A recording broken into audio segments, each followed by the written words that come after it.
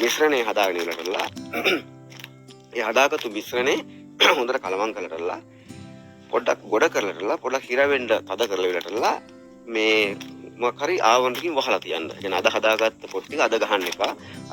අද හදාගත්ත වගා මාධ්‍ය ඒ විදිහටම කරපෙඩේ වහන්න කළු විත්ත දෙක වහනවා වඩාත් හොඳයි. පොඩ්ඩක් තද කරලා ගොඩ කරලා තද කරලා වහලා තියලා ඊට පහුවදාට පොත් හදන්න ගන්න. අතින් හදන කට්ටිය අතින් හදන්න ගන්න.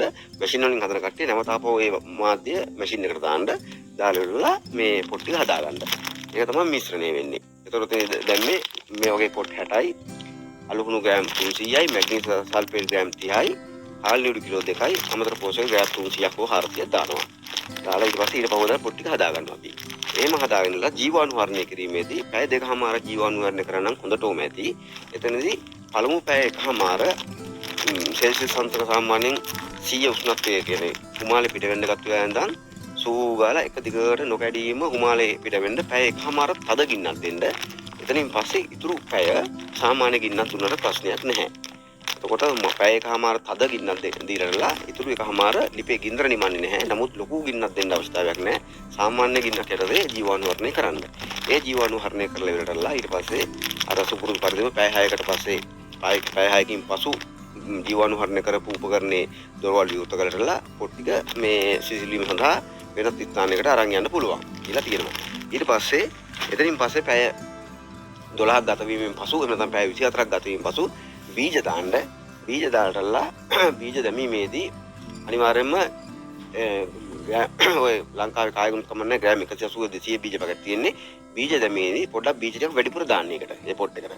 බීජ ටික වැඩිපුර දාන්න සාමාන්‍ය පොට් 40කට 45කට වගේ වැටෙනට ප්‍රශ්නයක් නැහැ. දාන්න බීජ ටික දාලා පොට් ටික ඔය හරි කමන්නේ දිලිර වර්ධන වෙන ස්ථානයේ තියලා තියන්නේ. ඒ තියනකොට එකට එකක් ගෑවෙන්න තියන්න එපා. මේ ආකාරයෙන් ගෑවෙන්න තියන්න එපා පොට් ටික. උඩ පොඩි ස්පේස් එකක් මේ විදිහට තියන්න. තියලා වෙනකලා දිලිර වර්ධන වෙන ස්ථානයේ තියන්න.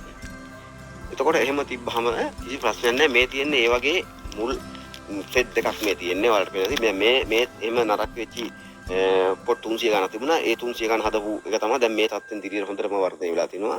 කිසිම ගැටලුවක් නැහැ. මේ දෙවෙනි සෙට් එකේ පොට් වගේ නරක වෙලා තිබුණා. ඒ විදිහම දිලිර යන්නේ නැතු. මේ දෙවෙනි සෙට් එකේ හපු පොට් මේ තියෙන්නේ.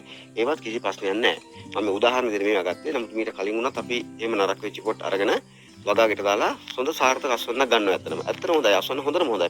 සමහරවිට පළවෙනි පාර අපි වගා මාධ්‍ය හදනට වඩා දෙවෙනි පාර හදුව වගා මාධ්‍යයේ හොඳටම අස්වන්නක් එනවා. එහෙනම් කිසි දෙයකට බය වෙන්න එපා. මේ කියපු විදිහට මෙයා කරන්න පොට් විසි කරන්න එපා.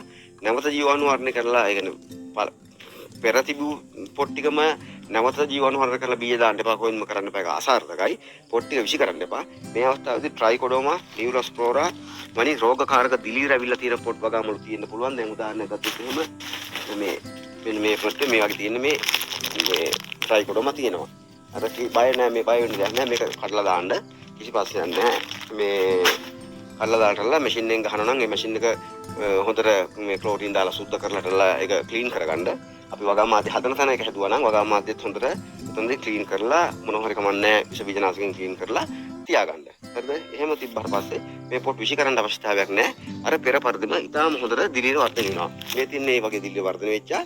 ඉතින් අර පෙර මේ මම සඳහන් කළපු විදිහට මේ ඒ දාන අනුපාතයන් ඒ විදිහම දාන්න. දාලා ඒ විදිහට දවසක් තියලා කරලා ඊට පහුදාට පොට් ටික ගහන්න මේ වර්ධින්නේ නැහැ. ඉතාලම සාර්ථක විදිහට දිලිර වර්ධනය කරගන්න පුළුවනි.